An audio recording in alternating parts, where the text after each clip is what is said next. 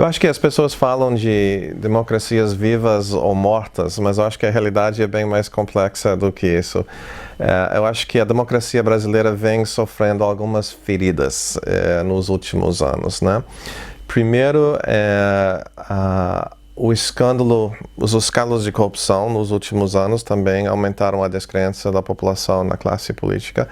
Segundo, o processo de protestos em 2013, seguido pelo processo de impeachment da presidenta Dilma Rousseff em 2015 e 2016, também levou a uma polarização que ainda está muito presente nesse momento. Então, tem uma ala que defende a ex-presidenta, que diz que a democracia brasileira deixou de existir em 2016. Não concordo com esse diagnóstico, mas também não concordo com a ideia de que a democracia continua ilesa, porque não continua. Ela sofreu uma ferida pelo processo de impeachment, que, ao meu ver, tinha alguns fundamentos certos e tinha muitos critérios duvidosos também.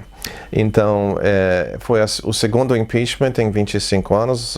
A gente teve o impeachment de Fernando Collor de Mello em 1992. Então, obviamente, existem alguns vazios no processo que permitem que a classe política pode substituir um presidente sem aprovação da população, que eu acho que realmente ajuda a enfraquecer, debilitar a democracia brasileira. Olha, minha posição é que o processo de impeachment da presidenta Dilma seguiu as regras existentes, mas minha posição é que essas regras são ruins. Essas regras têm sérios problemas que podem voltar a criar problemas para a democracia brasileira no futuro. Primeiro, os critérios para crimes de responsabilidade. Obviamente, a justiça não quer interferir em o que eles acham um processo político, um julgamento político, mas isso leva a uma certa leviandade na definição de critérios. A presidenta Dilma foi acusada de praticar crimes orçamentários que, na verdade, não são desconhecidos nos governos estaduais e municipais no Brasil. Segundo, uma coisa muito esquisita do processo é que o presidente da Câmara dos Deputados decide aceitar ou não o pedido de impeachment, o que ele serve como um gatekeeper da democracia brasileira, porque ele tem 100% de autoridade para aceitar ou não. Se não me engano, no momento em que Eduardo Cunha aceitou o pedido de impeachment da Dilma, ele tinha na mesa dele 8 ou 9 pedidos diferentes. Escolheu aquele que foi assinado pelo Miguel Reale, Hélio Bicudo e Janaína Pascoal. Mas ele podia ter escolhido outro ou não ter escolhido nenhum, né? É muita discricionalidade para uma só pessoa, que eu acho muito ruim. E terceiro problema do processo é a interinidade do governo. No Brasil, quando o presidente é acusado pela Câmara e a acusação é aceita pelo Senado, o presidente tem que se afastar imediatamente e o vice assume o governo. Esse, para mim, é uma tragicomédia, porque não existe governo interino. Quando o vice assume a presidência, o vice nomeia um novo governo de cima para baixo, muda as políticas públicas, mexe com o organograma do governo federal, fecha ministérios, abre ministérios, muda a própria política externa do país e todo mundo finge que isso é uma coisa temporária. Obviamente, é um fato consumado, porque com o avanço do governo, fica mais difícil reverter essas decisões. Então, para mim, vice-presidência, vice-governador, vice-prefeito são posições desnecessárias e muito perigosas. Eu acho que a definição do que constitui a região tem mudado ao longo dos anos também, porque antes a gente falava de América Latina, mas no final do governo Fernando Henrique, especialmente nos 8 anos de Lula, as pessoas falavam muito mais na América do Sul, deixando de lado o Caribe, a América Central e o México. As divergências aumentaram nos anos do PT, primeiro porque muitos diplomatas brasileiros achavam que o México tinham se vinculado permanentemente aos Estados Unidos com a NAFTA, né? E segundo, porque o processo de integração se deu basicamente na América do Sul e não em outras partes da região. O que mudou nesses últimos 4 ou 5 anos foi, primeiro, divergências dentro do bloco sul-americano, com problemas políticos na Venezuela, relações entre Venezuela e Colômbia, trocas de governo no Brasil, no Peru, na Colômbia e na Argentina principalmente, né? E finalmente o Trump está ajudando a reconstruir a América Latina. Por quê? Porque os mexicanos hoje se arrependem muito de terem se vinculado tão fortemente com os Estados Unidos devido às políticas comerciais e de imigração do Trump. Então, acho que o Brasil precisa pensar um pouco mais sobre se existe hoje uma janela de oportunidade de expandir a definição para fora da América do Sul, para incluir os outros países ao norte também. Eu acho que com a crise econômica nos últimos anos e os problemas políticos da região, especialmente no Brasil com o impeachment e a polarização, houve uma pausa em que as pessoas olhem para o passado no sentido de polarização política. Eu vejo uma sequência no Brasil. Eu vejo os governos de Fernando Henrique como governos de estabilização econômica e os governos do PT como governos de inclusão social.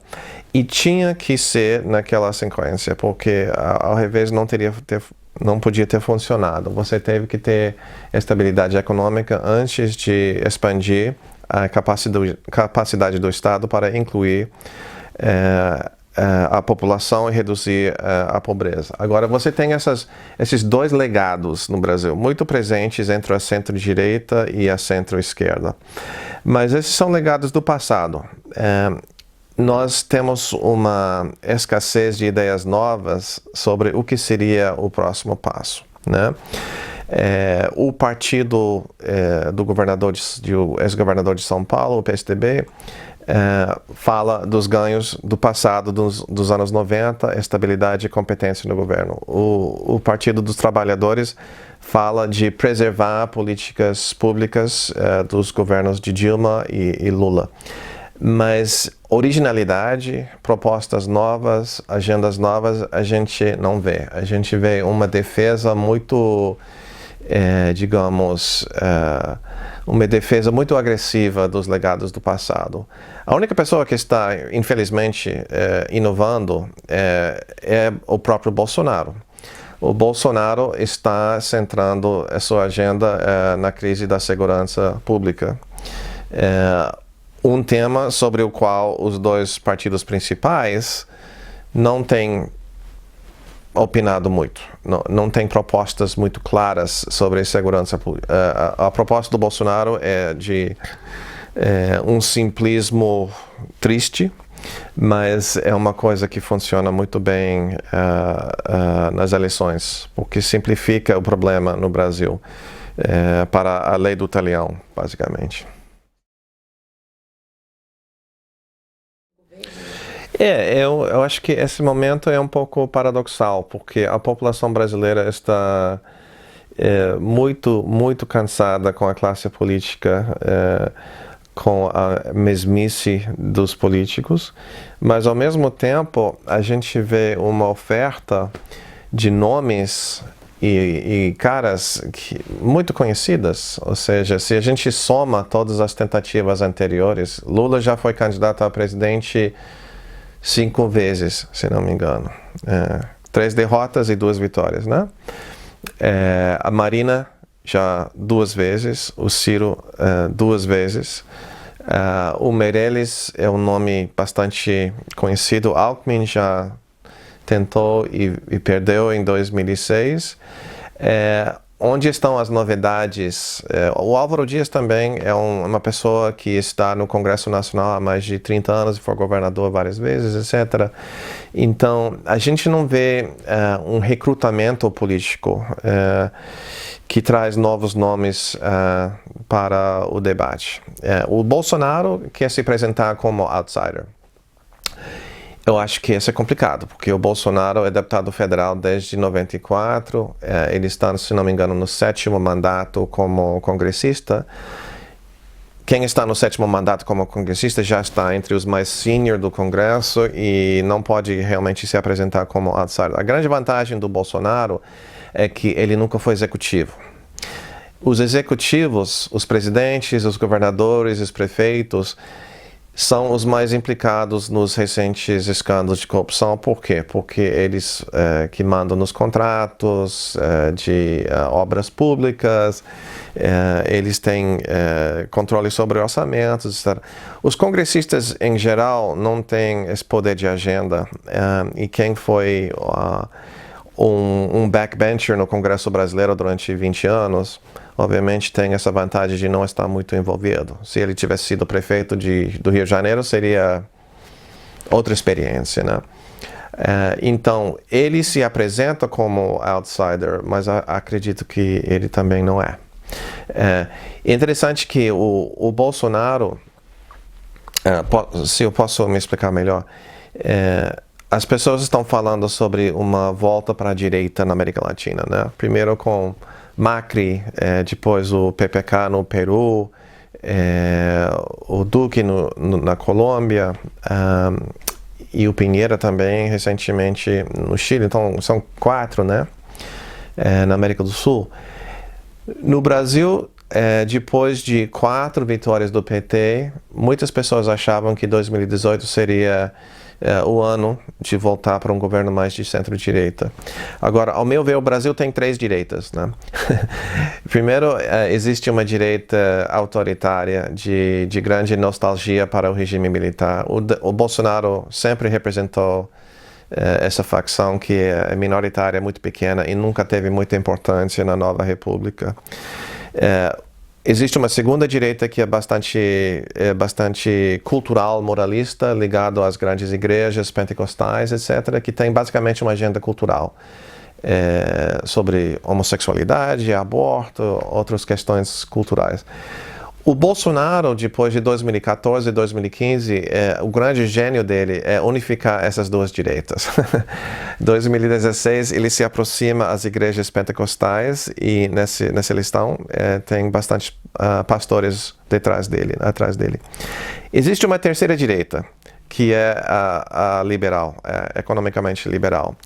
Basicamente focado no estado de São Paulo e nos partidos PSDB e DEM. Essa terceira direita, o Bolsonaro não tem muitas ligações, porque as políticas econômicas do Bolsonaro, ele nunca mostrou muito interesse em política econômica, ele nunca teve posições muito claras. Quando ele falava de economia, era com admiração às políticas estatizantes do governo militar, especialmente nacionalismo, protecionismo e programas de energia que o governo militar estabeleceu. Agora, ele tem alguns economistas que estão tentando fazer o ponte entre Bolsonaro e a direita economicamente liberal. Mas acho que ele não vai ter sucesso em unificar as 3 direitas. Vai ficar apenas com 2.